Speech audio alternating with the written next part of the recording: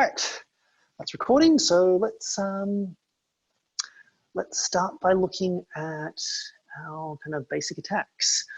All right, so one of the things about knife fighting that you have to keep in mind is knives are not really weapons of, like weapons of deliberate fighting. If you're carrying a weapon to fight, to do battle or to duel, well, maybe not to duel, but dueling is kind of weird in some way. But like for, your choice of weapon, you're probably going to carry a sword or later on a firearm. Knives are kind of weapons of opportunity. They're a thing that's really useful to have on you. They work decently as a weapon, but the big problem with them is that they're not very secure. And what I mean by that is, if I come on guard with a knife and my opponent, face off against my opponent, the thing that stops my opponent from attacking me is the threat of being hit themselves. If on the other hand, I have a sword, now and I know this is a foam sword, but it was closer than walking to my other swords, which are at the end of the room. So it's like a meter closer at most. But if I have a sword, I have a guard, I have a big long blade, and I have a physical object that I can put in the way of an attack. Like I can physically stop attacks with this. The knife, on the other hand, has very little hand protection and a very short blade. So like you can parry with them, but it's not easy. And what that means is when you attack, it's not very safe for you. With a sword, I can smother my opponent's sword and come in. With a knife, I basically have to rely on my control of distance and speed to get them, which means most of my attacks are going to be to my opponent's knife hand because that's the only place I can really hit without risking them hitting me as well. Unless their knife is held either very low or very high, in which case, if the knife is held very low, I can attack very high. And if the knife is held very high, I can attack very low. So if we're in a medium guard, nice sort of middle guard here, to attack, what we want to do is basically throw a punch. And then if we're doing a thrust, we just basically hit with a point. If we're doing a cut, we punch and then we whip at the last moment. We'll just do a little chop. So I'm going to start with thrust because I find that's the easiest in terms of teaching this motion. So all we do, I'll show you this side on, is extend and back. I don't want to let my tip drift back. I know this seems like a really simple movement, but you want to make sure that you don't accidentally like jerk or lean or give away any kind of telegraphing that you're going to attack. So when I attack, I start by pinching my little finger and I think of just straightening my elbow. I personally like to think about pulling my shoulder down because otherwise I find I do this. And usually what happens is my shoulder will move first and give away that I'm going to attack. But I'm looking to make a movement that is non-telegraphic as possible. More so than any other weapon, being non-telegraphic with the knife is really important. It's a quick just flick out. In the case of a thrust, I'm actually extending the tip in flight. I don't want to lower my tip and thrust like I would with a foil because that will give away them attacking. I want to basically flick out and flick my tip in. So I want my tip to extend, to be flat, after I've already started moving my elbow. And at home, if you've got like a full-length mirror, or I use my windows at night, I can actually see myself in my reflection in the window right now.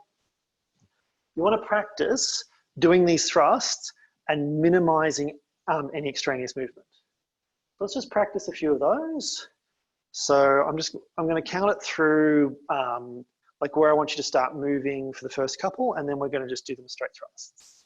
So start off with, I want you to start by pinching your little finger, which shouldn't cause a visible movement.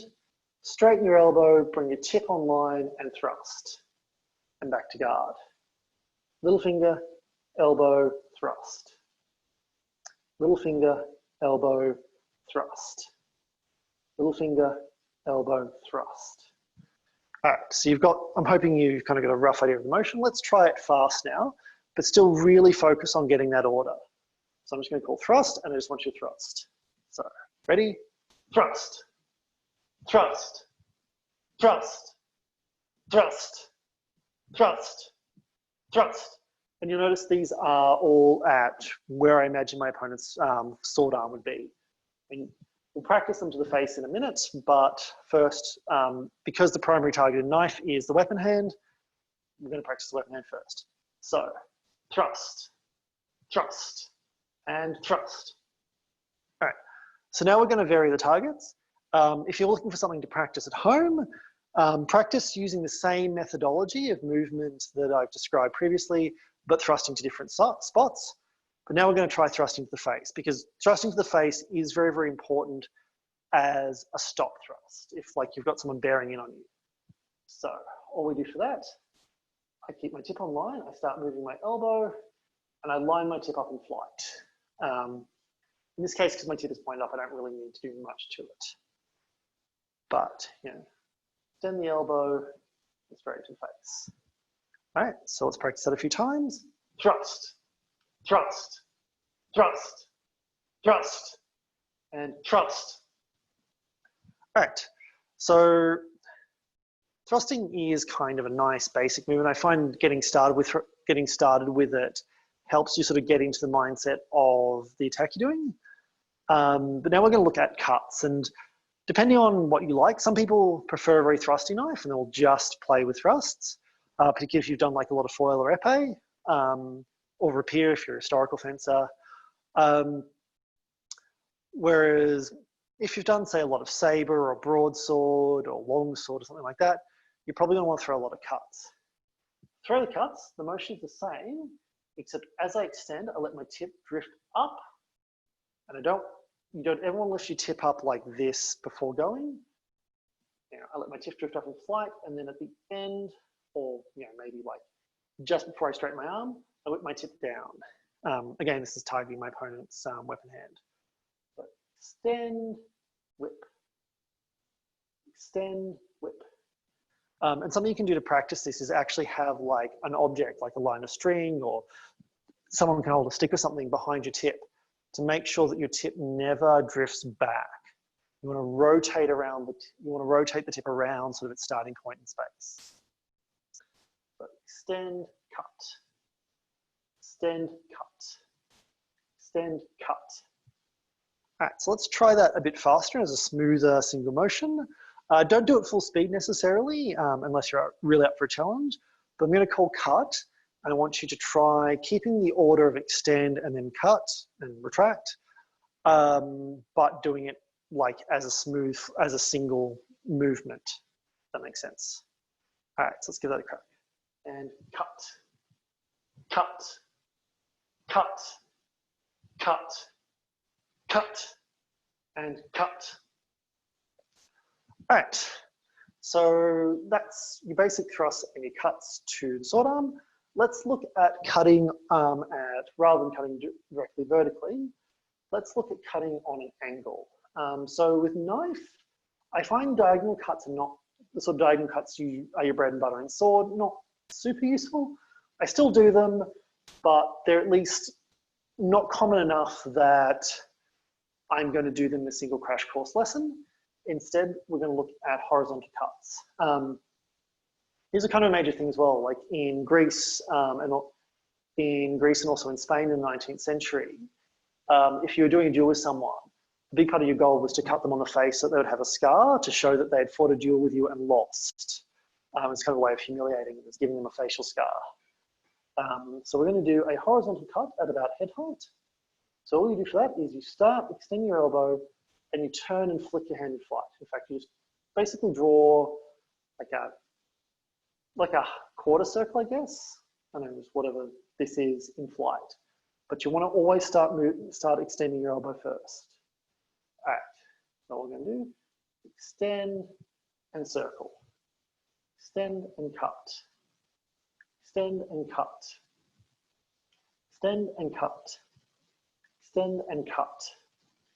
Extend and cut. Extend and cut. All right, so let's try that as a single motion. I'm just going to call cut, and I want you to try and do the whole thing, but keeping that order.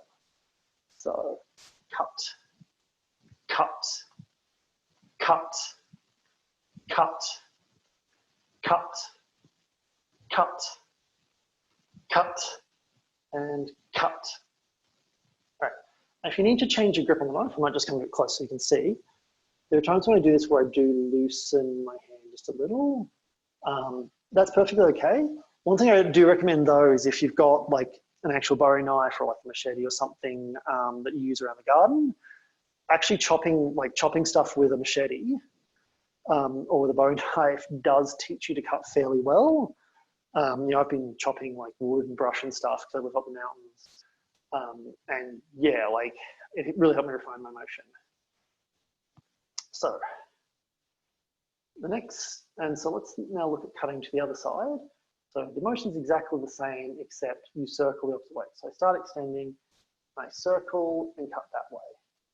Extend, cut, extend, cut, extend, cut, extend, cut, extend, cut, extend, cut, extend, cut, extend, cut, extend, cut, extend, cut. All right, so let's try that as a single direct motion. So I'm just going to call cut, and yeah, we'll see how we go. So cut, cut, cut, cut, cut, cut, cut, cut, cut, and cut. Right.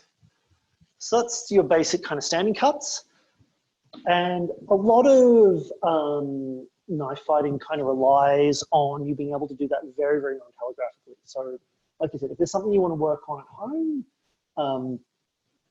just standing in front of a full-length mirror and watching yourself and trying to get rid of extraneous movement is really, really helpful. Because one of the kind of the core skills of knife fighting is moving to extension distance, the distance you can hit your opponent by just extending your hand, launching an attack before they realize and then getting out. Because it's the only way of getting around how easily you can get counter hit with one of these things. So before we move on, are there any questions? Just while we're waiting, one thing actually, something that's sort of, oh, hello? I got one. Oh, yes, do tell. You're not actually, a snap. So when you're just actually hitting with the blade, you're tapping with the blade. You're not drawing through or pushing forward or pull cut. You're just tapping with the blade. The way I think of it is I'm chopping, so it's a quick chop. Yeah. Yeah, I mean, you can do stuff where you slash and you draw the blade like across a large section of person. And there are certainly knife systems that do that. But because with a bowie knife and with larger knives, because it's large enough that you can just you can actually get quite deep through chopping. It's just a quick chop because that's a bit safer. Like it's maybe only goes over a sort of, a small area of the person's body. But we worked on a snap cut with a pushing snap cut. Dyers' book. There's a other book called Carl Steele by a bloke called John Stiers. Oh, yeah. And he talks about the snap cut. And it never really made sense until I saw something happening in a sword bout once. And it's a brilliant little technique, but it's a push cut as well as a snap. And it works. You just go bang. Yeah. As you hit, you snap it down and just a little push at the end. So I don't know if you're actually tapping or... Yeah. That's basically the motion with these. It's been a while since I heard Stiers, but... personal fave. Cool. Yeah, no, he's an interesting one. Sort of really, I find, from a historical perspective, he's really fascinating because he's still using, he's like on the last manuals I know of where they're very obviously inspired by European fencing. Yeah, he's from the Biddle line. So he's the Biddle line that came down. Biddle was a fencer. Okay, yeah. Oh, wow. That's why. So he's still got inquartata and staccato, passa. I don't know all the terms, but yeah. Yeah. Offline thrusting. So yeah. Yeah, he's a big one. About that cut. Yeah, thank you. No problem. Cool. Are there any other questions? I'll take those notes. I'm just going to pause recording.